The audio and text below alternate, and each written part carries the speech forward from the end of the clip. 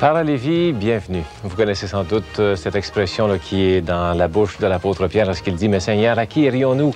Tu as les paroles de la vie éternelle. » Par la Lévi, c'est vraiment deux bonnes poignées pour bien entrer dans l'Évangile. En tout cas, c'est ça que nous voulons vivre ensemble.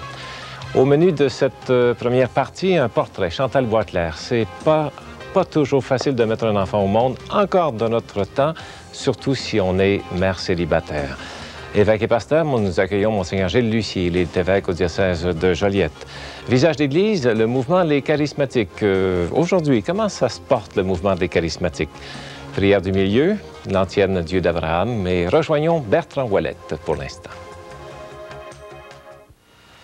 Dans la Bible, comment appelle-t-on le rituel par lequel une offrande à Dieu est brûlée en tout ou en partie sur un autel? Une des notions qu'on rencontre souvent quand on lit l'Ancien Testament, puis ça revient dans le Nouveau, c'est la notion de sacrifice. Le mot sacrifice évoque pour nous autres quelque chose de pénible, une privation, une mortification. Ça rappelle aux plus âgés d'entre nous une religion où on faisait presque une religion de la mortification, de la privation.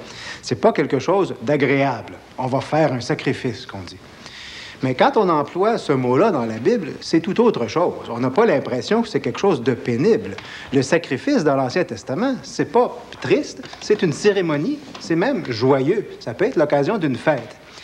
Qu'est-ce que c'est le sacrifice dans l'Ancien Testament, dans le rituel liturgique de la Bible?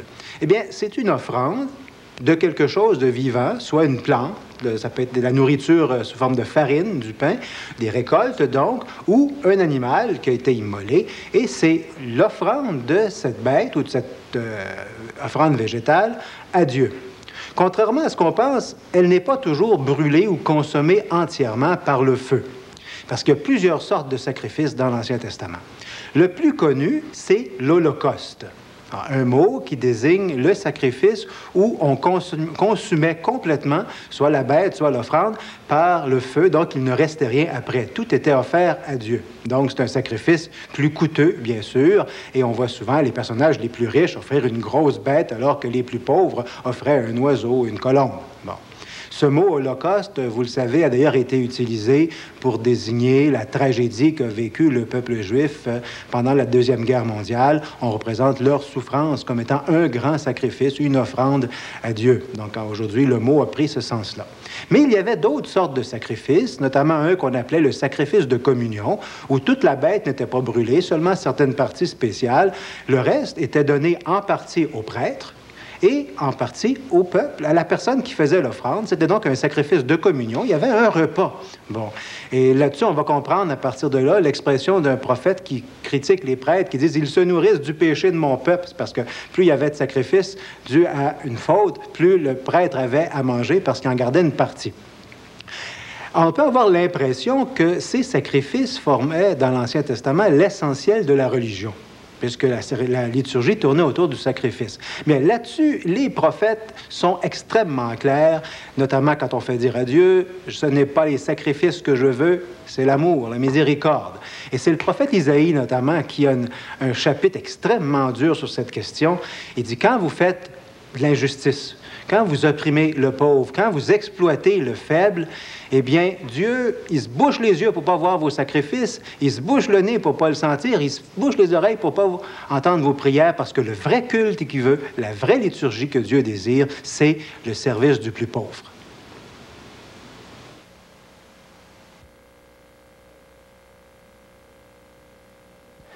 Notre album de portraits s'ouvre. Chantal Boisclair, Lise, il s'agit d'une jeune maman pleine de vie. Une jeune maman pleine de vie pour elle et pleine de vie, pleine d'amour face à la vie chez son enfant aussi. Oui. Et c'est une femme qui est d'une profonde foi.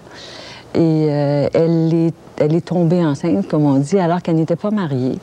Et pour elle, ça n'a pas été difficile au niveau du choix, parce que c'est une femme de vie et forcément, elle choisissait la vie. Mais elle s'est posé des questions et aussi dans son entourage, elle a vécu un peu de rejet de la part des gens qui refusaient sa situation. Mais je pense qu'à travers tout ça, Chantal a grandi, oui, parce qu'elle a même appris le respect de ceux qui ne la respectaient pas. Oui. Et je pense que ça, c'est très, très positif. Et ça ne ne lui a rien fait perdre de sa foi, ça ne lui a rien fait perdre de son amour de la vie, de son amour en général et de son amour de Dieu. Au contraire, ça l'a grandi. Chantal Boisclair, voici un portrait à notre émission Parole et vie. Dis maman. Maman. J'ai 28 ans. J'ai eu 28 ans en avril. Je suis née à Verdun, puis toute petite déjà, mes parents nous amenaient à la messe tous les dimanches. Puis en vieillissant, avec les années, ça nous plaisait beaucoup moins d'aller à l'église. On ne comprenait pas grand-chose finalement. Alors, disons que rendu au secondaire, c'est plutôt par l'entremise de ma meilleure amie aujourd'hui, Mithy Leduc, que j'ai connu davantage le Seigneur, que je me suis intéressée à la vie de Jésus, tout ça, à travers mon école secondaire. Elle m'amenait souvent à la pastorale, au local de pastorale, tout ça. Alors, tranquillement, j'ai commencé à faire des camps de pastorale. Puis, il y avait un prêtre très signifiant, Pierre Rivard, qui avait beaucoup de charisme avec les jeunes. Fait que, avec lui, à un moment donné, il y a eu un groupe de jeunes qui s'est formé, l'ADS. Puis, tranquillement, je suis devenue membre, puis ensuite animatrice dans ce groupe-là. Puis finalement responsable. Puis c'est à ce moment-là vraiment que mon cheminement de foi s'est installé, que je pourrais dire que ma petite flamme a grandi, puis que à ce moment-là, je continuais à aller à la messe, puis j'allais vraiment chercher quelque chose. Pour moi, c'était signifiant, je comprenais des choses. Regarde, on va mettre les couleurs. Hein? Ouf, un rouge. Au mois de mars l'an passé, est arrivé un événement qui était très bouleversant. Je suis devenue enceinte alors que c'était pas prévu. Puis, disons que moi qui ai une vie organisée, puis qui aime tout prévoir, puis pour moi, c'était très difficile là, de voir venir cet événement-là. Surtout que j'avais des idéaux basés sur mes convictions, sur ma foi. À ce moment-là, tu étais avec ton ami? Oui, j'étais avec René, mais ça faisait seulement 7 mois qu'on était ensemble. On était bien, on était amoureux, on cheminait, on grandissait ensemble, on avait des petits projets. Alors, c'était de vivre ça juste tous les deux, là, c'était... disons qu'on vivait, je dirais que je vivais de l'angoisse, beaucoup de questionnements, beaucoup d'appréhension face à l'avenir. Comment je suis arrivée à faire le choix de garder Camille? Je dirais que dès que j'ai pressenti que j'étais enceinte, avant même de passer le test de grossesse, je savais que j'étais enceinte.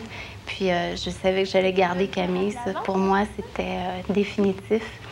Parce que, à cause de mes convictions, à cause de mes valeurs profondes, je crois intensément dans la vie humaine. Puis je trouve que c'est quelque chose de beau, c'est quelque chose qui fait vivre.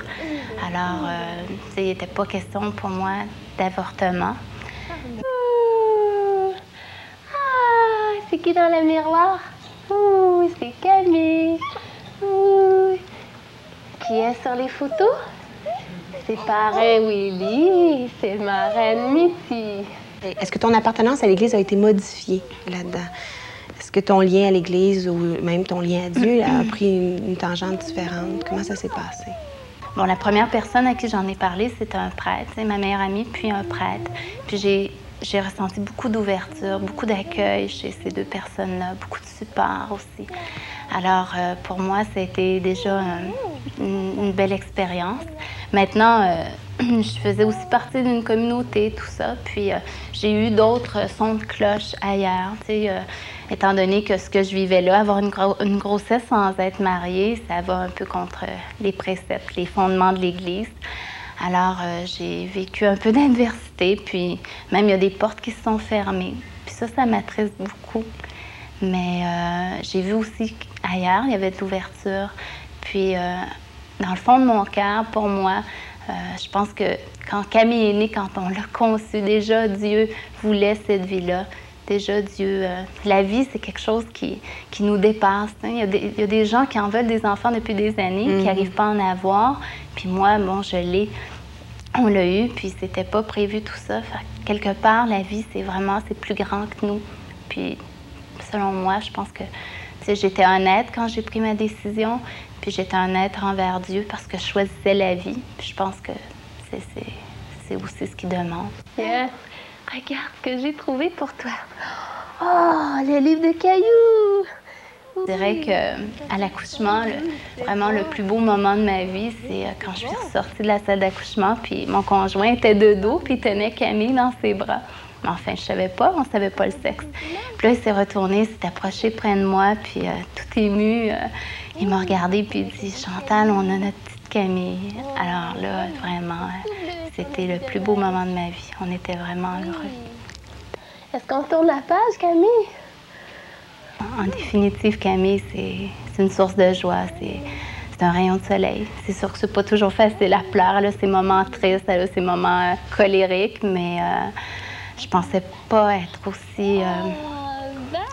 aussi heureuse puis aussi émerveillée de voir un petit être comme ça. On apprend à découvrir la vie à travers elle. Juste l'avoir mangé, l'avoir dégusté ces aliments, c'est tellement beau. Pour elle, c'est une grande chose. Pourtant, c'est seulement manger, mais non, c'est beau. Est-ce que tu portes des rêves pour ta fille, pour l'avenir? Des rêves pour Camille. C'est sûr qu'on en a toujours tout plein, trop même. Mais je dirais que la santé, c'est mon rêve le plus cher. Je voudrais que la santé, bon, ça se passe bien à ce niveau-là. Mais je voudrais aussi, je souhaiterais surtout qu'elle puisse découvrir Dieu, qu'elle ait la foi. Elle a vécu son baptême il y a 2 semaines, puis pour nous, c'était important. C'était une façon d'entrer dans la famille de Dieu. C'était comme une caresse. C'est comme si Dieu lui disait « Mais je te reconnais, Camille, t'es unique pour moi. » Puis je pense qu'à travers son parrain qui est Père Blanc, puis sa marraine qui a une foi très transparente. Alors, je pense que c'est dans cette intention-là que j'ai choisi ce parrain, cette marraine-là. Puis je pense qu'on peut l'aider à grandir, puis à cheminer, peut-être dans la foi. Mais c'est sûr que je vais la laisser libre aussi. Elle choisira aussi. Je pense que la foi, c'est un vécu. Alors, si elle voit qu'on le vit dans notre noyau familial, puis les gens autour d'elle, ça peut peut-être l'interpeller. Parce que je pense que ça peut l'amener à se dépasser, que d'avoir la foi. Ça peut l'amener peut-être à mordre encore plus dans la vie, puis à vivre plus intensément. C'est ce que je lui souhaite, vraiment. Un poisson rose. Oh, c'est bon, ça. Tu dis que tu as été accueillie, d'autres, qu'il y a des portes qui ont été fermées à cause de ta situation, au cœur de cette église-là. Mais comment, toi, tu te sens dans cette église-là? Comment tu le vis d'appartenir à cette église-là?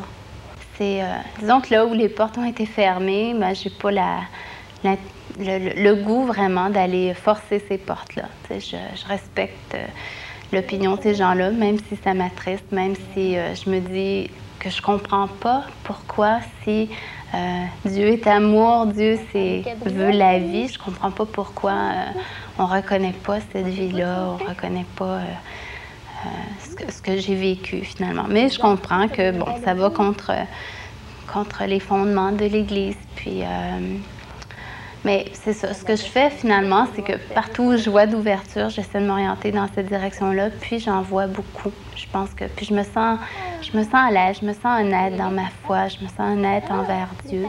Je fais de mon mieux. Je le sens pas comme un Dieu punisseur. Je continue d'aller à l'église, je me sens pas jugée, je me sens très à l'aise. Je continue de prier, puis de croire que Dieu est amour. Puis je pense que l'Église actuellement a à faire des pas dans cette direction-là. Il y a beaucoup de gens qui vivent toutes sortes de situations. Puis je pense qu'il y a une nouvelle vision des choses qu'il faut tenir compte. Il ne faut pas juger nécessairement. Il ne faut pas fermer les portes. Je ne crois pas que c'est la solution. Oui, encore. Encore. Viens t'en, ma puce. Oh, que tu es bonne. Oui. Allez. Allez, encore. Boum. Boum. Ouh, on manque d'équilibre. Allez. Hi. On danse un peu? La la la.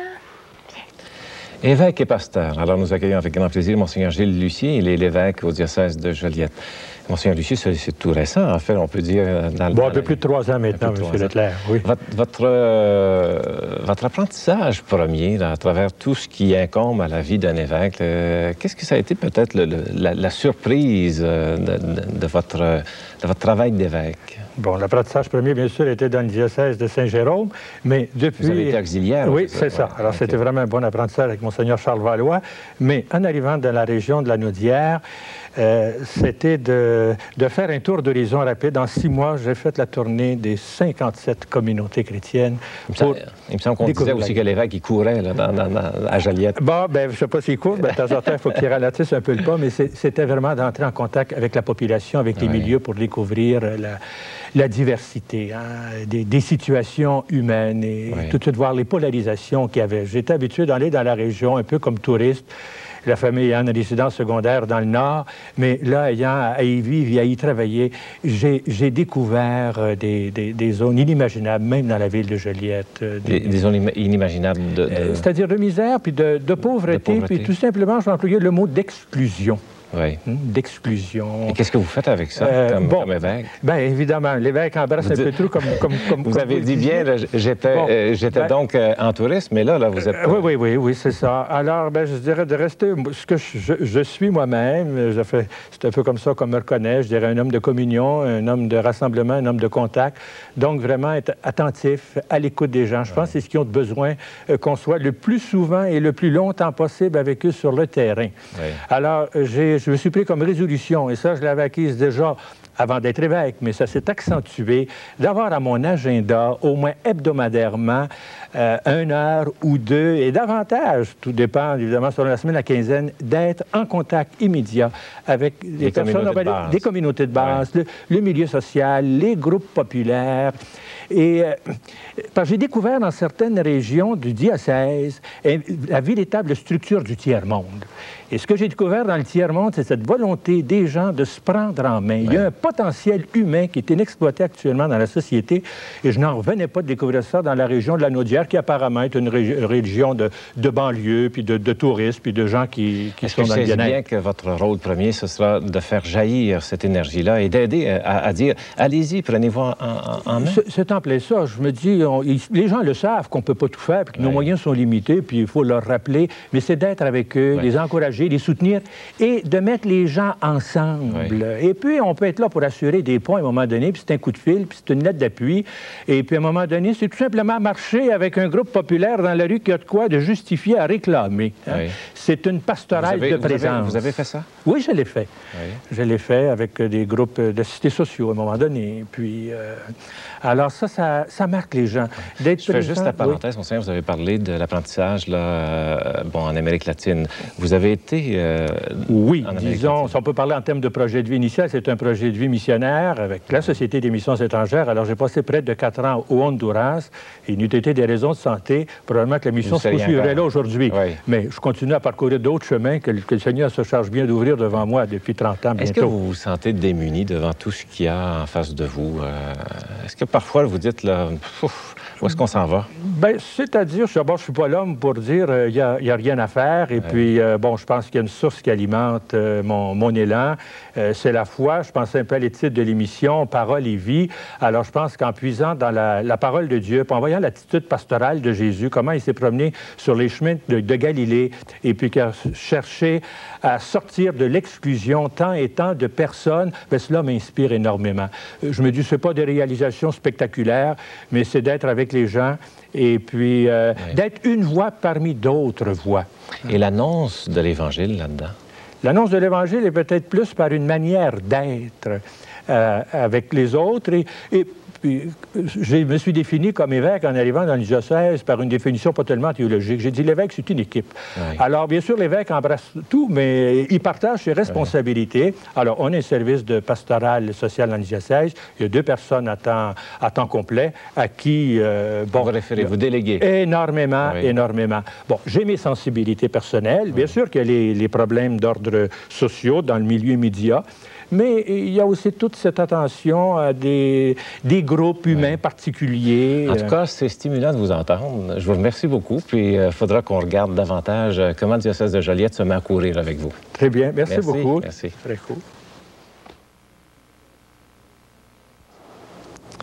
Vous connaissez le mouvement charismatique. Quelle est votre réaction actuellement?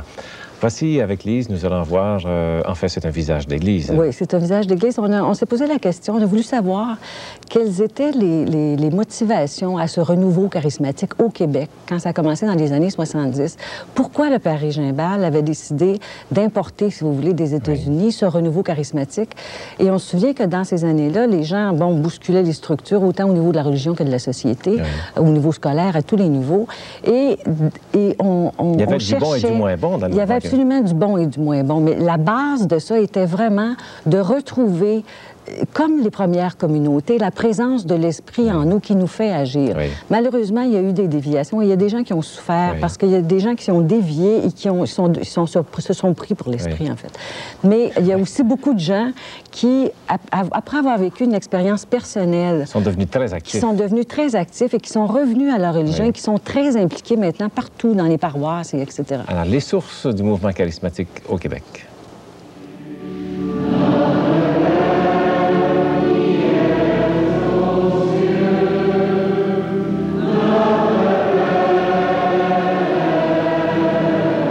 C'est fantastique. Pour moi, ça a changé ma vie. Je peux dire que ça a changé ma vie dans la foi, de A à Z, là, la famille. Moi et mon épouse, on a commencé à participer aux soirées de prière. Puis c'est devenu important chaque semaine, là, de semaine en semaine, d'aller se ressourcer, d'aller participer à une vie communautaire de prière.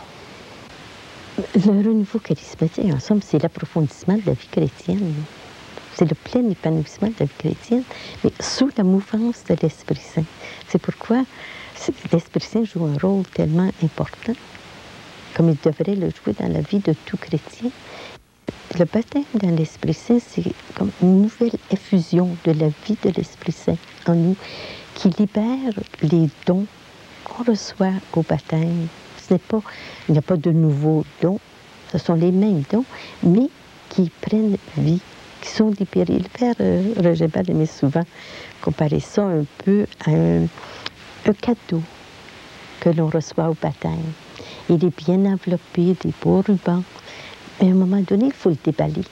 Et c'est ce qui se produit au moment du baptême dans l'Esprit Saint, ou, comme on l'appelle aussi, l'effusion de l'Esprit Saint.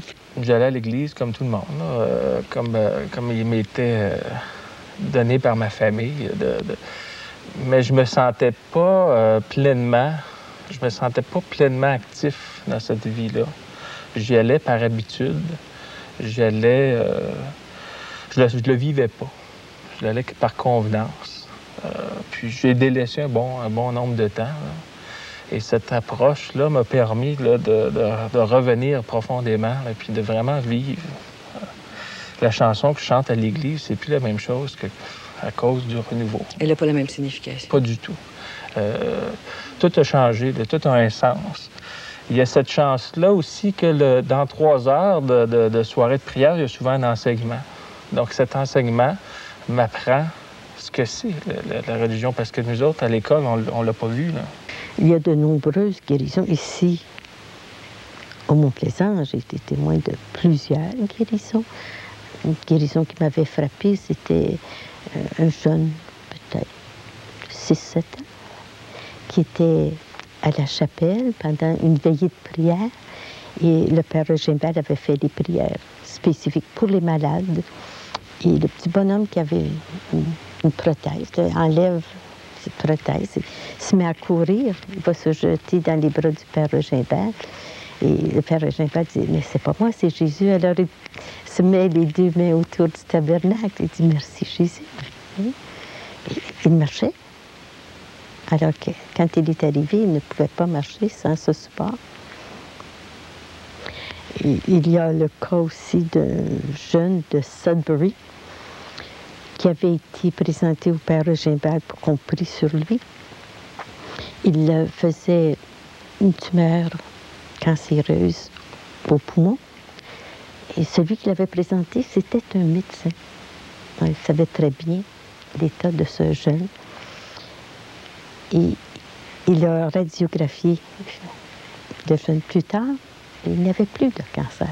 Et ça, il a tous ces dossiers-là chez lui. C'est le docteur Raymond Bonnet de Sudbury, Ontario. Qu'est-ce que vous ressentez quand vous vivez ces soirées de prière? Bien, un moment intime, un moment avec Dieu.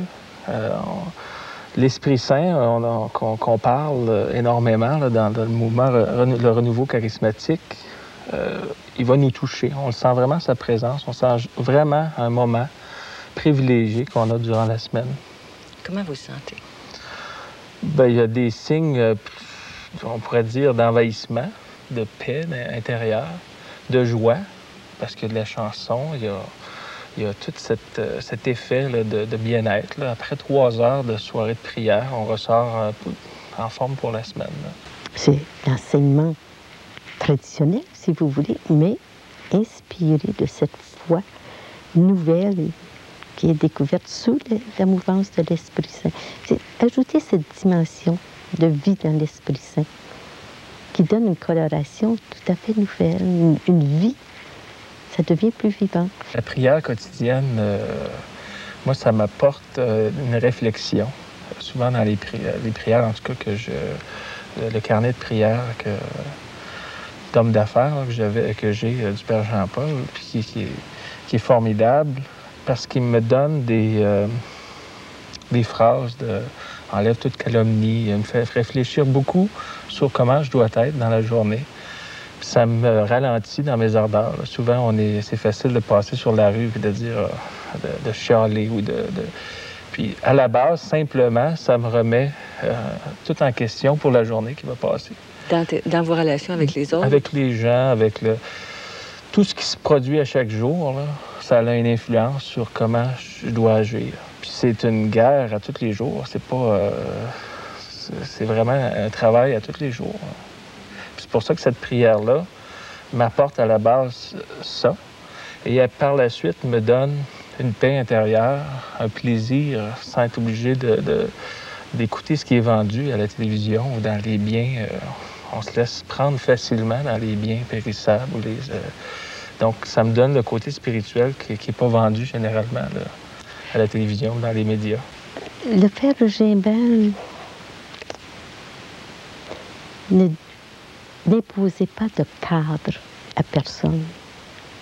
Il communiquait cette vie dans l'Esprit Saint et ensuite chacun devait y aller selon ce qu'il était et selon l'inspiration de l'Esprit Saint.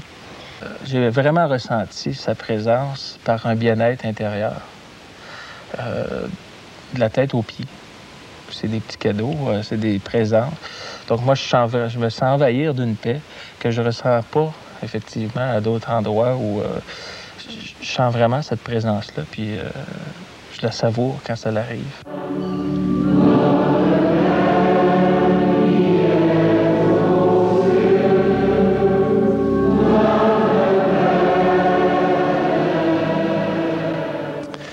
Comment va votre foi? Voici une lettre extraordinaire, vraiment une lettre extraordinaire que nous avons reçue.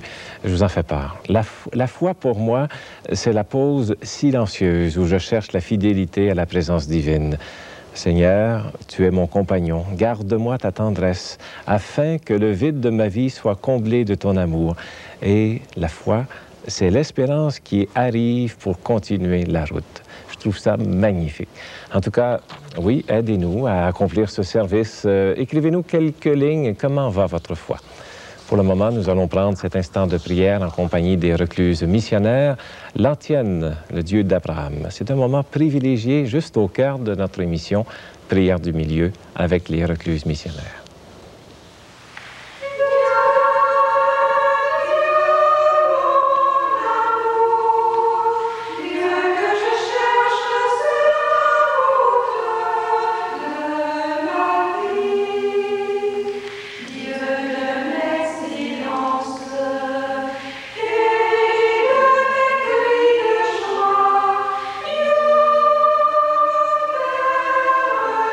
Jésus-Christ, mon frère.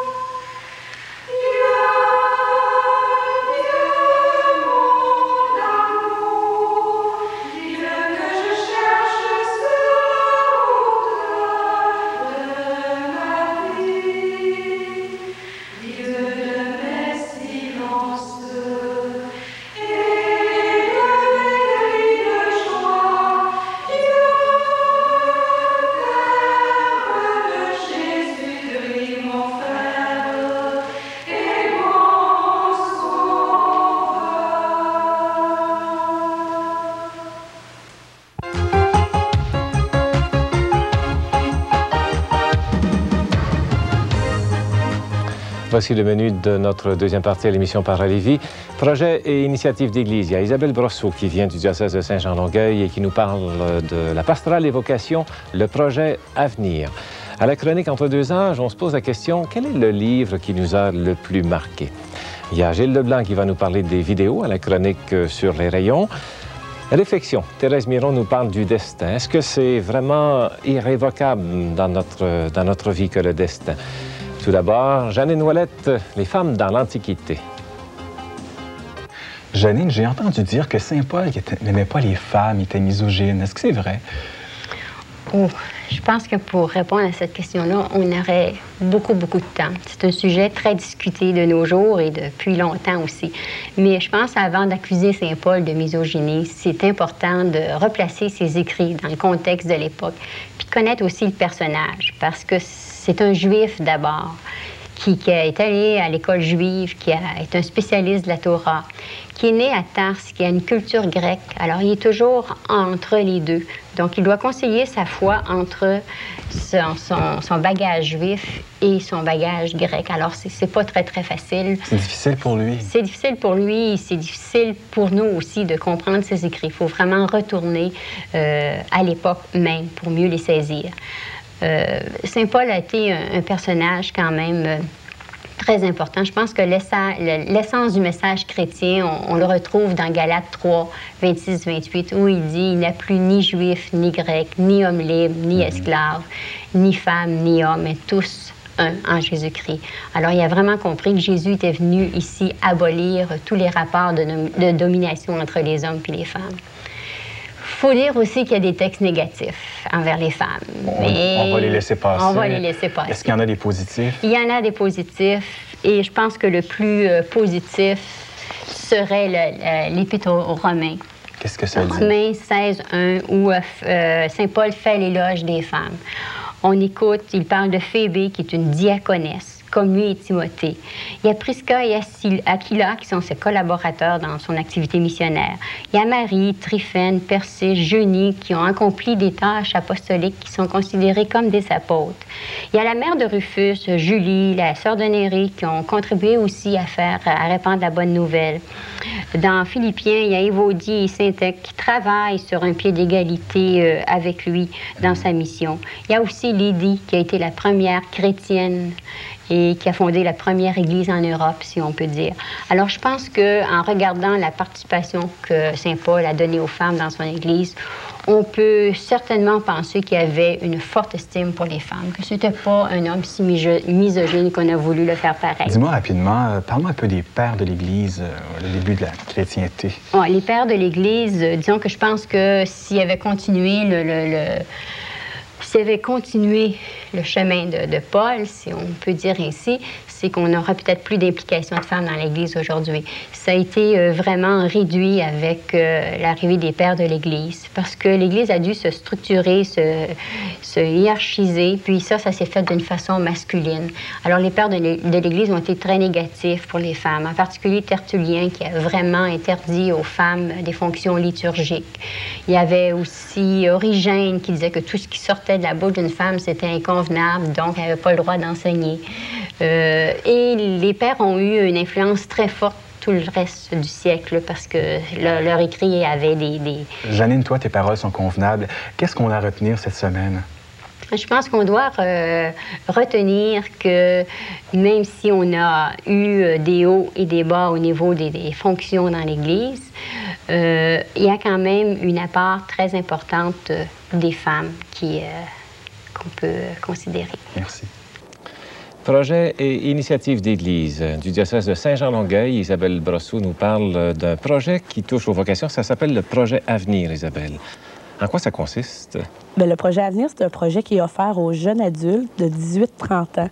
C'est un projet qui est offert à ces jeunes, mais qui ont déjà un cheminement particulier là, au niveau de Quand on parle de l'Église. vocation, est-ce que je me trompe en disant que, oups, là, ça peut faire peur? Oui, le mot vocation, effectivement, ça fait peur, surtout pour les jeunes, notre génération à nous autres. C'est un mot qu'on n'entend pas souvent, puis ça a l'air d'une gamique un peu. Là. On veut les embarquer dans quelque chose là, avec le mot vocation. Mais vous avez conservé quand même cette appellation-là et vous parlez de vocation. Oui, on tient à parler de vocation parce que c'est vrai qu'il serait malheureux de laisser complètement tomber notre désir, dans le fond, d'avoir des prêtres ou le désir d'avoir des religieux. C'est sûr qu'on ne peut pas se permettre d'en manquer puis de plus en avoir. Mais si on veut, c'est que notre travail s'oriente plus vers les jeunes. Notre travail est plus concrétisé vers les jeunes, vers ce que nous, on est appelés à être dans l'Église. Et vous avez une dimension de ce qu'on appelle vocation beaucoup plus large que ce qui est prêtre, religieux, religieuse.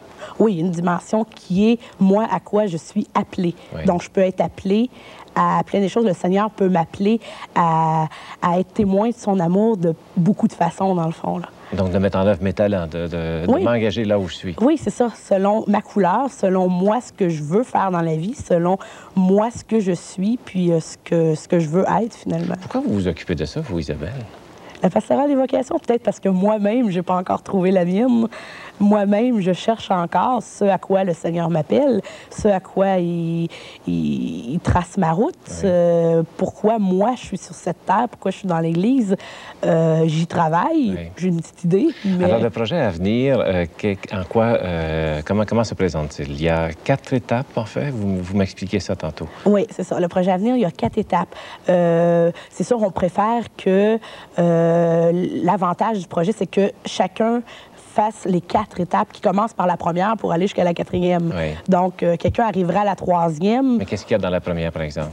Dans la première étape, on parle surtout de la connaissance de soi. J'essaie de voir là, moi qui je suis, mes talents, mes dons, mes limites, mes faiblesses. Et comment ça se passe? C'est dans une fin de semaine? Non, la première étape, c'est un 8 heures. Oui. Un 8 heures qui se passe dans une école, dans un collège de la Prairie, collège Jean de Lamennais, où on vit différentes activités de partage, des échanges, de la prière, du chant, avec d'autres jeunes de notre âge. Alors, deuxième étape. Deuxième étape, on parle des besoins du monde, les besoins de l'entourage, les besoins de notre société, puis voir, moi, comment je peux m'engager à l'intérieur. Troisième étape. Troisième étape, c'est l'étape où je laisse la parole de Dieu venir éclairer ce que je suis et ce que le monde a besoin. La 4e. Et la 4e, bien là, on rencontre des gens qui ont décidé, à la lumière de l'Évangile, de s'engager. Des gens qui sont prêtres, des couples mariés, des gens qui ont une vie consacrée, des gens... Alors, pour en savoir plus, il s'agit peut-être de contacter Isabelle Brosseau, c'est au diocèse de Saint-Jean-Longueuil. Merci beaucoup, Isabelle. Bienvenue. Entre deux âges, Yvon Cousineau, avec ses invités des jeunes et des moins jeunes, pose la question, est-ce qu'il y a un livre qui vous a marqué? Cette question nous est adressée à chacune et chacun. Dans la vie, effectivement, on a beaucoup de volumes qui nous marquent. Je me rappelle celui du Petit Prince et bien d'autres encore que je ne nommerai pas aujourd'hui. Toi, y a-t-il un volume, Julie, qui t'a marqué dans ta vie? Oui, un volume très particulier. Je me souviens d'avoir lu ça à 17 ans. C'est Jacques Fesch, c'est Lumière sur l'échafaud. C'est un peu sa vie. Cet homme-là a toujours été élevé un peu dans la ouate, dans une famille riche. Et là, il se retrouve, il se marie, il a un petit enfant, mais étant habitué à une vie très aisée, si je peux dire, il va évidemment vouloir avoir beaucoup de sous pour mener le même train de vie. Et ce qu'il fait, c'est qu'à un moment donné, il commence à faire des vols. Sauf qu'à un moment donné, il est le seul et tous les autres voleurs s'enfuient. Il est le seul et la police arrive. Alors lui, pris de panique, tire sur le policier. Alors à ce moment-là, c'était très grave, surtout en Europe, en France. Et là, il est automatiquement arrêté et c'est la guillotine. Il doit être guillotiné.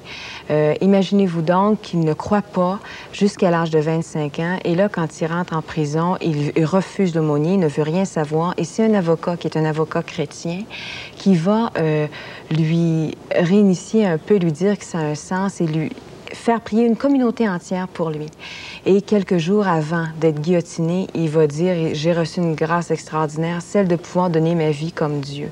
C'est un témoignage très poignant parce que c'est du jour au lendemain, c'est fort. Et il est guillotiné à 27 ans et il croit. Il cite Thérèse de l'Enfant Jésus avant d'être guillotiné. Alors, ça a été la révélation de ma vie. Rien qu'à t'entendre parler, c'est extraordinaire. Redis-nous le titre et le nom du personnage. Le nom du personnage, c'est Jacques Fesch et son volume, c'est Lumière sur l'échafaud. Merci. Jean-François? Ah, moi, j'ai lu ça il y a très longtemps. Il faut dire que Il est tout usé, d'ailleurs. Oui, il est tout usé. Je lis pas beaucoup, moi, mais c'est un des livres que j'ai lu en entier. Anna et Mr. God. Oui, Anna et Mr. God. Ben, c'est l'histoire d'un gars qui, à Londres, un soir de brume, rescapé une petite fille de 5 ans. Puis cette petite fille de 5 ans-là va lui apprendre, finalement, ce qu'est Dieu. Puis il y a une phrase, moi, qui m'a frappé beaucoup.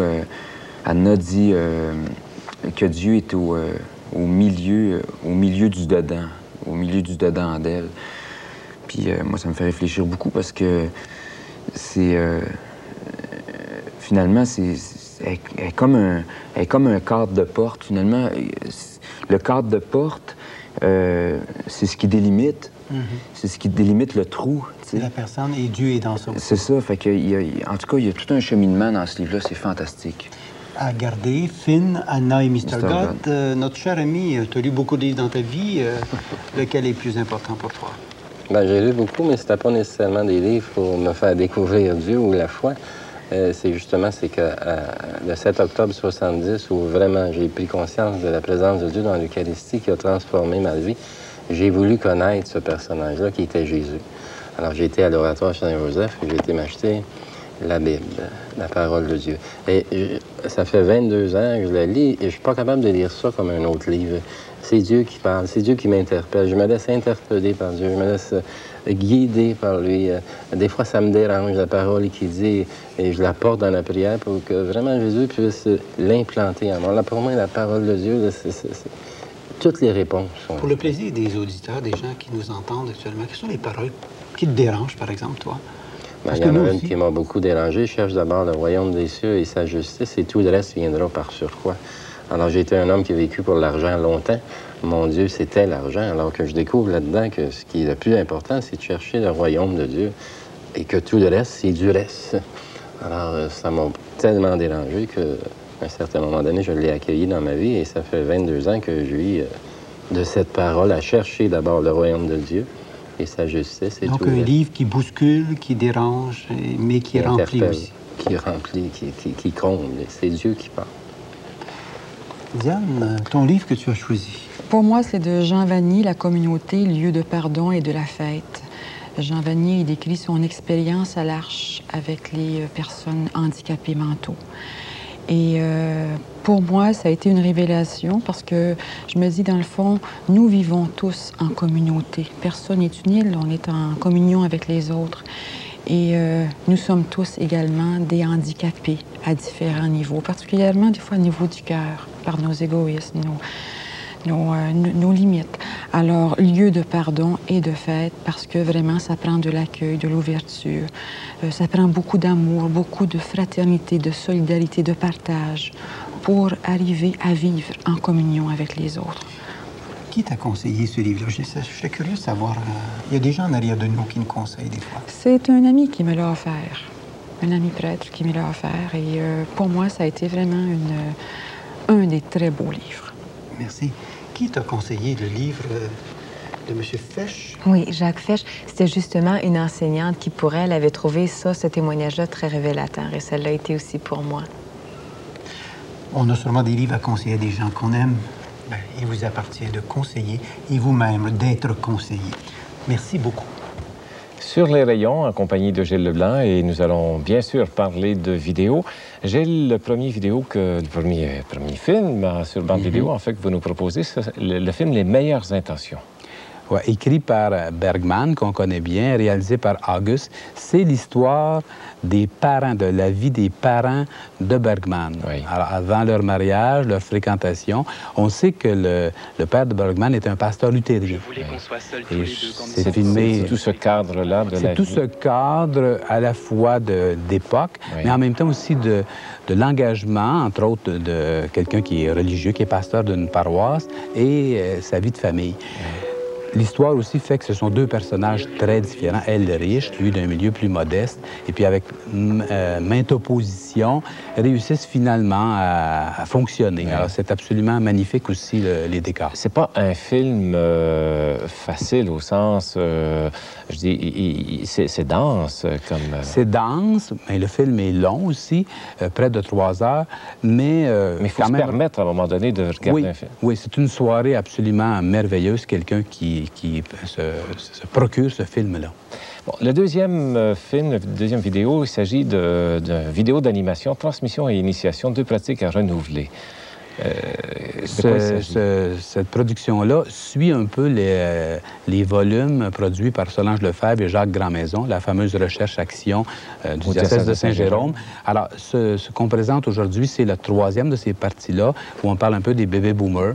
Alors, on présente dans un premier temps une dramatique, des jeunes qui sont en excursion, qui échangent sur les différentes questions qui les préoccupent, et de façon parallèle, un couple qui se rappelle sa jeunesse et qui se demande comment rétablir les liens avec la jeunesse d'aujourd'hui. Est-ce que c'est une vidéo d'animation? C'est vraiment une vidéo d'animation. Il est relativement lent. Donc, on a le temps de bien saisir tout ce qui se passe.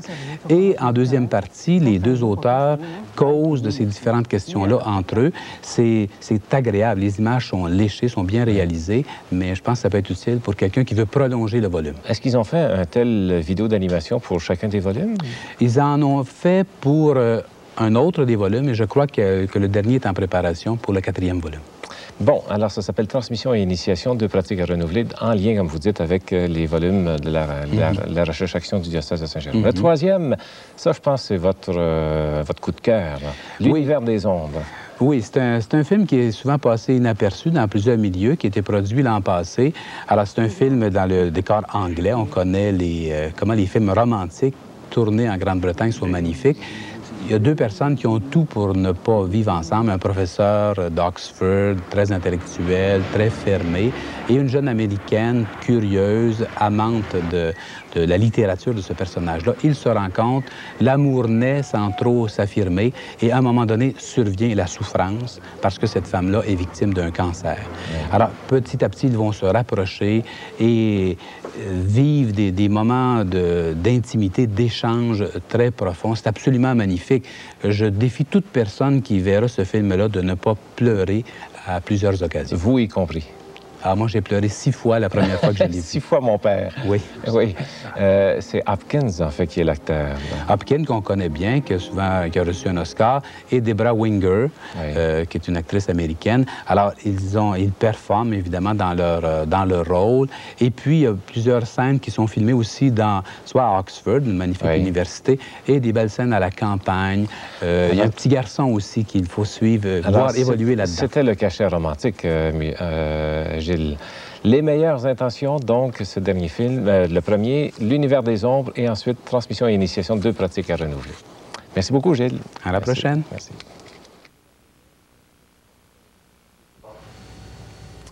Avez-vous déjà entendu une phrase à peu près comme celle-ci? Vivre dans le passé, ça ne fabrique pas un avenir très prometteur. Si on reste accroché dans le passé.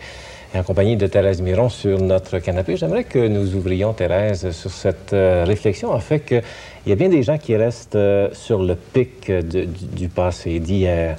Et en fait, on ne vit plus. Tout à fait.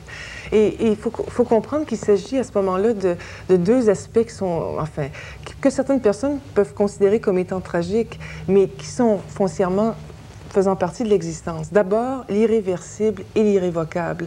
Ça signifie quoi que l'on fasse, on ne peut pas revenir en arrière. Oui. On ne peut pas défaire ce qui a été fait. Il y a des choix qu'on a fait dans la vie, on peut les réparer, mais on ne peut pas les défaire comme s'ils n'avaient jamais été faits. Et ça, c'est une leçon de l'expérience de vie. Oui. C'est en même temps une sagesse. Tout à fait. Il importe que nous comprenions cela. Oui, oui. Pour justement, en évoluant, en maturant, comprendre que si on a des choix à faire importants dans la vie, savoir que c'est des choix qui peuvent fonder notre histoire. Oui. Et dans l'irréversible et l'irrévocable, c'est aussi le fait que, bon, ça peut être dans le sens positif, comme vous évoquiez, à savoir, j'ai vécu un bon moment avec quelqu'un dans un bon restaurant, c'était merveilleux. Bon, je vais retourner au même restaurant, avoir les mêmes chandelles, le même menu, etc. La même personne, puis oups, il manque quelque chose. Oui. Il y a quelque chose qui ne peut pas se revivre. Oui. Ça se vit une fois. Ça peut toujours être une tentative de refaire la joie, mais jamais exactement comme ça a été. Est-ce que c'est pas une tentation quand même que d'essayer de rester accroché à ces moments-là? Et même, je suis sûr qu'il y a des gens qui nous écoutent là, et par rapport à des moments douloureux, de toujours ressasser ça, on va dire, mais c'est une tentation. Oui. On reste évidemment accroché. Bon, il y a ce qu'on appelle la nostalgie du passé. Oui. Ah, avant, c'était mieux. Ou ça peut être, par exemple, des brisures, des souffrances qui ont été tellement intenses qu'après X années, on est encore brisé par ça. Bon, alors c'est bien sûr qu'on ne peut pas faire comme si on n'avait jamais été heurté. Il y a eu blessure, il y a eu chagrin, etc. Si je vous dis, moi, Thérèse, oubliez donc ça, oublie donc ça, arrête de penser à ça, comment vous réagissez? Bon, moi, comment je réagis, c'est plutôt apprendre d'abord à intégrer ce qui se passe. Parce que l'oubli, faire comme si... comment c'est factice, ce n'est pas la réalité. On a avantage, bien que ce soit peut-être plus difficile, à intégrer ce qui s'est passé et là, voir comment je peux faire pour modifier des choses. Qu'est-ce que ça veut dire, ça, intégrer ce qui s'est passé? Intégrer, ça veut dire accepter la réalité. C'est banal, mais en fait, le principe... C'est pas si simple à faire. Parfois, c'est extrêmement douloureux. Le principe de réalité, c'est le principe qui fait justement que la vie est jonchée de moments heureux et malheureux, d'échecs, de réussite, de triomphe, bon, de tout ça. Et c'est bien sûr que dans l'intégration, c'est d'abord accepter que l'être humain, comment je pourrais dire, traverse ces épisodes-là et que on s'en va vers quelque chose. Alors, quand bien même que je garderais avec moi des scories du passé, qu'est-ce que ça donne? Ça ne me permet pas de m'ouvrir sur l'avenir et ça me garde prisonnier du passé. Oui. Est-ce que, d'une certaine façon, pour m'aider à intégrer des moments, bon, à vivre avec des moments douloureux, j'ai pas à côté à semer des petites pousses d'avenir? Oui, oui. D'ailleurs, ça, c'est extrêmement important. Dans la question de la souffrance humaine, il y a comme deux tangentes que des gens prennent.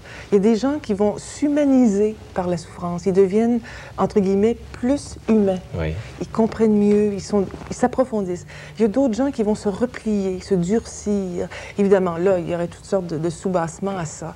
Mais évidemment, lorsqu'on peut apprendre, si la souffrance devient pour nous un lieu d'apprentissage, un lieu de meilleure compréhension des choses, ça n'aura pas été une souffrance inutile.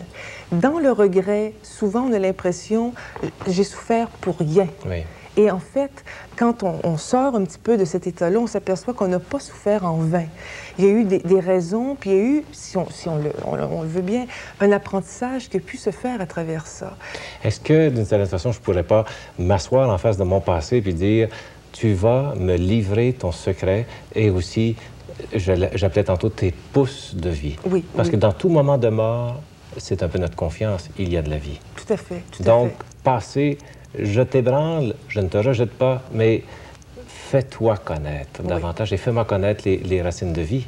D'ailleurs, c'est une image qui me vient quand vous évoquez on brasse. Ça me fait penser, c'est peut-être un petit peu loufoque, mais enfin, quand on brasse un vieux tapis, là, et puis que là, la poussière sort, et puis que, bon, puis là, on le redépose à terre, et puis, bon, il est rafraîchi.